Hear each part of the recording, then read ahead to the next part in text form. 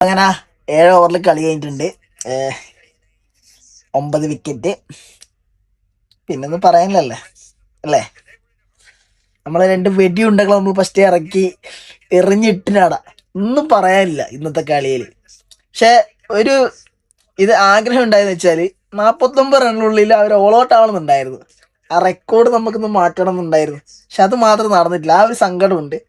ബാക്കി എന്ന് വെച്ചാൽ എല്ലാം അടിപൊളി, ഹാപ്പി ആയിട്ടുണ്ട്. ഓക്കെ, അടിപൊളി എന്ന് വെച്ചാൽ അടിപൊളി. ഇന്നത്തെ കളി നമ്മളെ രണ്ടാളും ഇന്ന് കൊണ്ടുപോയി.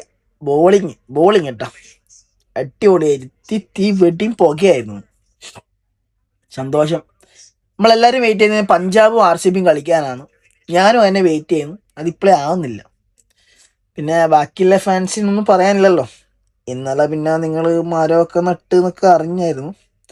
അപ്പം പിന്നെ ഓക്കെ, നാളെ രാജസ്ഥാനും പഞ്ചാബും ഉണ്ട്. അത് കുറച്ച് വെഡിയും പുകയായിരിക്കും ആ കളി. നോക്കാം നമുക്ക് എന്തായാലും. അതിലെങ്കിലും പഞ്ചാബ് തോക്കണം അല്ലേ? അല്ലെങ്കിൽ അവർ തോക്കാൻ പാടില്ല. അവർ നമ്മളെപ്പോഴും തോക്കണം. അതല്ലേ ഒരു മര്യാദ. അപ്പം ബൈ.